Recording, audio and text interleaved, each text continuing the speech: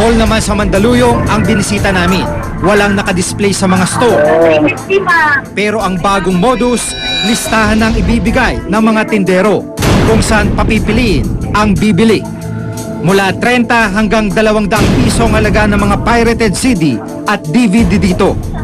Labag sa batas ang pagbibenta ng pirated CD at DVD. Sang-ayon na rin sa Republic Act 8293 o Intellectual Property Code of the Philippines at sa Republic Act 9239 o Optical Media Act.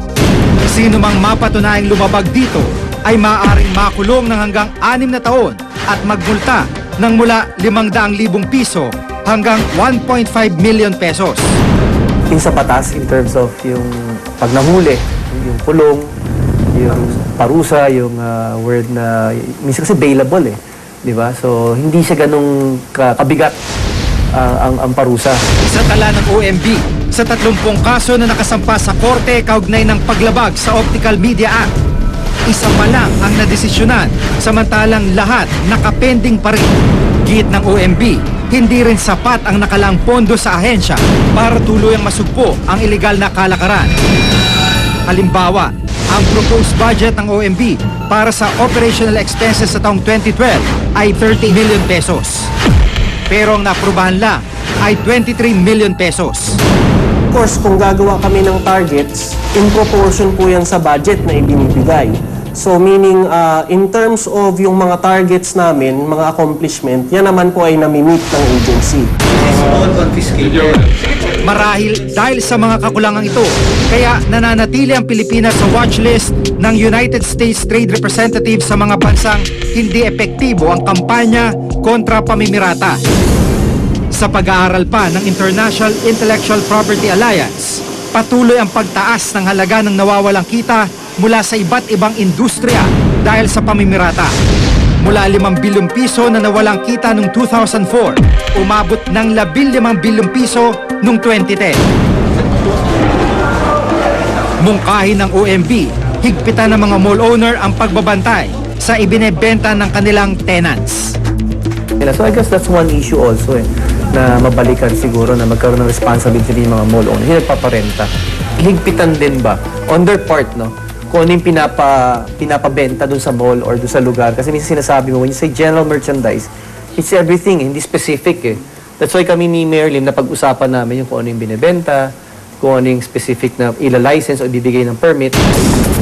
Sa panahong simbilis ng kidlat ang teknolohiya, mas lalo pang nagiging madali ang pamimirata ng ilan. Sa isang click, maaari nang makopya mga pelikula, kanta at iba pang software.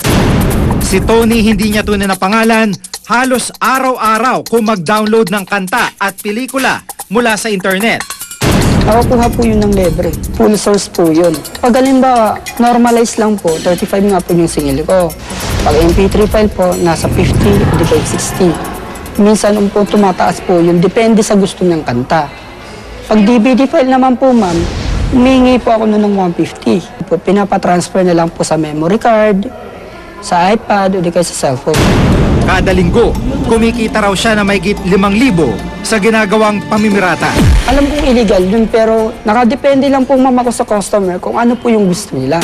Kasi sinasabi ko naman po ma'am, yung ginawa natin ma'am is illegal na po yun. Ma'am pag halimbawa na-caught-in-the-act kayo ma'am, labas na po kami doon. Kasi kami, hindi po kami talaga nag-distribute. Parang yung para sa amin, downloading lang po. Hindi na raw sakop ng OMB ang ganitong uri ng pamimirata. Ito yung from the internet, kokopyahin na sa computer or diretso kokopyahin sa mga iPads, sa iPhones, diretso kokopyahin sa mga flash drives. Kasi you have to understand, ang covered lang namin if it is copied in optical media form. Pero balik ka nga sa PNP.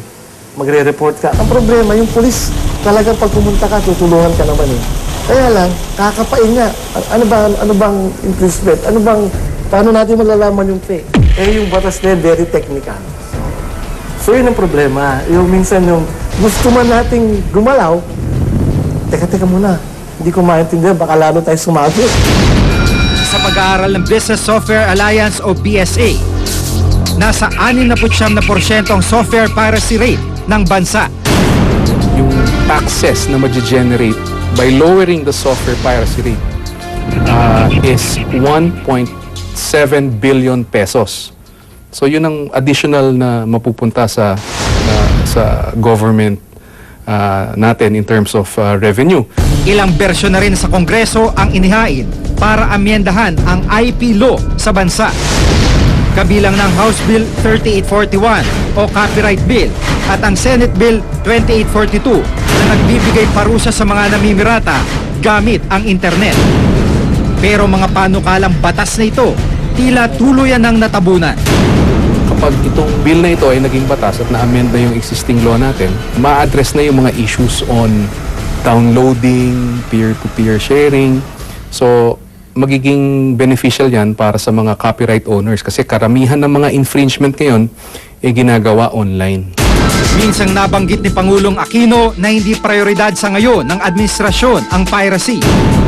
Pero ang nakalagay dito, gayunman, umaasa pa rin si Chairman Ricketts na sa kabila ng limitadong pondo at tauhan, masusugpo nila ang iligal na kalakaran. Mahalaga kasi dito yung tao, pinapalalahanan mo rin kung ano yung pwedeng role nilang itulong sa amin eh. Kasi diba, at the end of the day, kung walang bibili, walang pirata eh. Dayang kami sa mga local stakeholders, yung mga producers, directors, music labels. So nagkakaroon kami ng interaction. They tell me what the problem is at kung meron silang concern na areas, ginagawa ko ng solusyon. Niluma na ng panahon ang problema ng pamimirata sa bansa. Pero sa halip na masugpo, patuloy ang paglaganap nito sa paglipas ng panahon. Paano nga ba naman mapupuknat ang problemang wala naman sa listahan ng mga prioridad ng pamahalaan? Ako si Jiga Manica at itong nakatala sa aking Reporter's Notebook.